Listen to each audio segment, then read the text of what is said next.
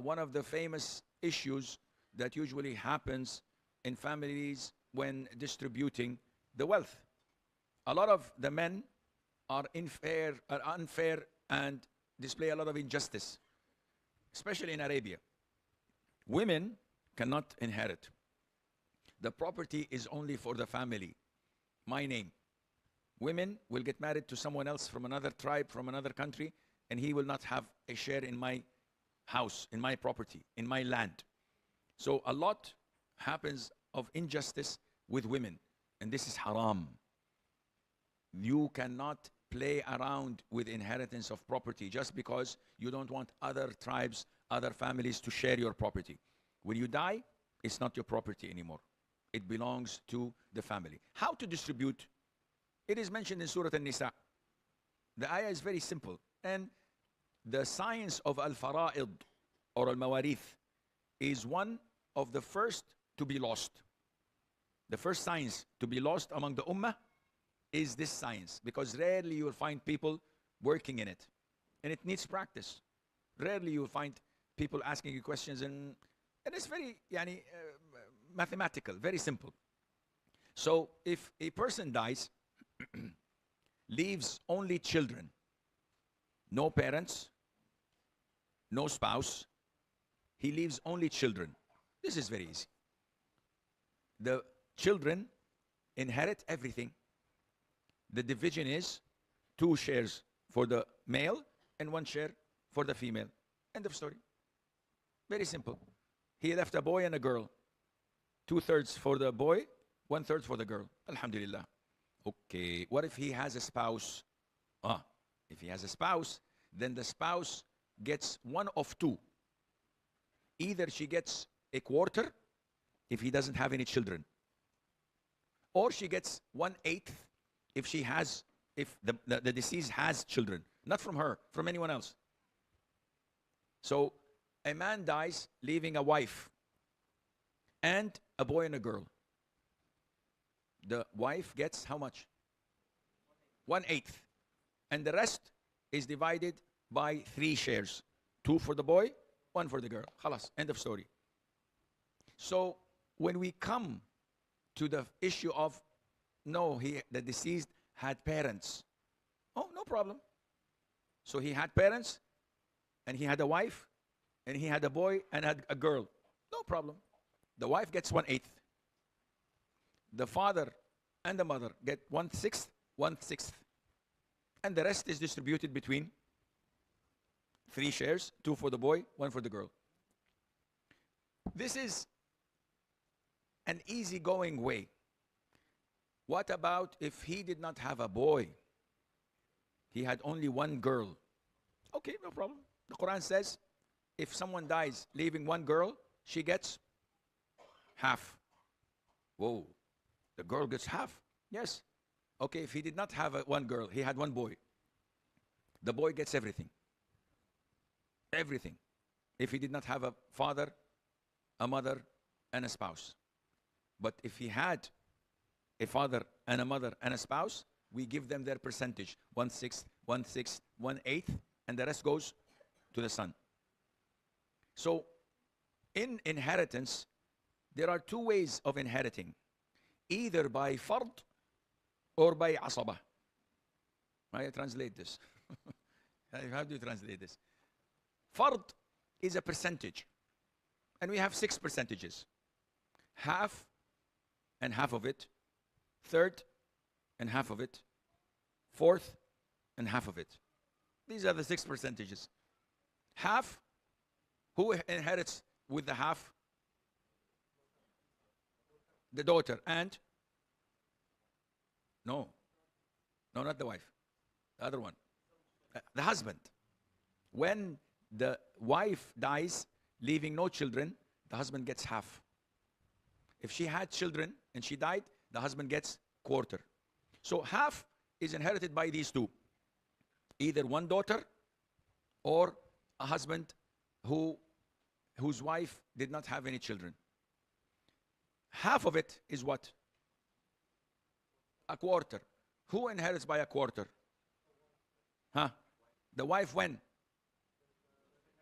When the husband does not have any children. And the husband, when the wife has children. If she did not have children, he would have half. Then we have, these are two, huh? Half and half of it. Then we go to the number 3, which is 1/3. Who gets 1/3? The parents, the mother, when the deceased has no children and one sibling only, one brother or one sister, she gets 1/3. If he has more than one siblings, automatically she gets 1/6, which is half of the third. The father gets 1/3 if he has no children, and the rest. But this is his fard. Who gets 1/6? The parents, the mother, if he has more than one sibling, and the father if he has children.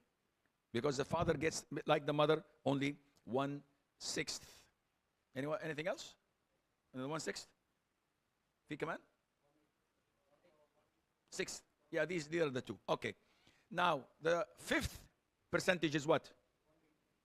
No, 1/4, 1/4, and half of it. So 1/4, who gets 1/4?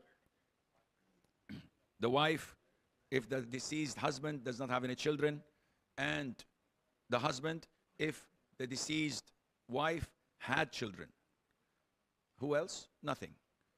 Half of it is 1/8. Who gets 1/8? The wife, if, no, not she. He, if the husband, the deceased husband, had children, then she gets only 1/8. Noteworthy. Do you know what is the co-wife called in Arabic? The co-wife. If a man has 2 wives, what is the second wife called? In Arabic, it's called darra. Darra. What does darra means? From harm. Why is she called darra? Because if a man has 2 wives, each one of them gets half of 1/8. So both share 1/8. But if she was alone, she would get 1/8 for herself. She has a darra. She's harming her even after his death. So she's sharing 1/8. If they were 4, they would share 1/8. So imagine the percentage. This is why it's called in Arabic darra, because in his life and after his death, she does this to him. These are the 6 percentages allocated in the Quran. Okay, what did we say? One. I think we missed one, huh? Half and quarter. Yeah, we mixed it. Half and quarter, 2/3 and 1/3. There are 2/3. I did not mention a quarter. I mentioned it twice. Yeah, this is wrong. Half and a quarter, 2/3 and 1/3, and quarter and 1/8. 2/3 are given to who? No, son. Huh? If they're left more than 2 or more daughters. If a deceased dies and he has 1 daughter, she gets what? Half. If he dies and he has 2 daughters or more, they get 2/3 of what he has left. 2/3. They participate, they take this much. This is called fard. Now, others of the heirs have what is known as ta'asib or asaba. They inherit the remaining. And who are these? The sons, the daughters, the father, the siblings, if he has no children and no father, the uncles, anyone who's related to him by name. So the wife and the husband, they inherit by percentage, by al-fard. The mother inherits by fard, either 1/6 or 1/3.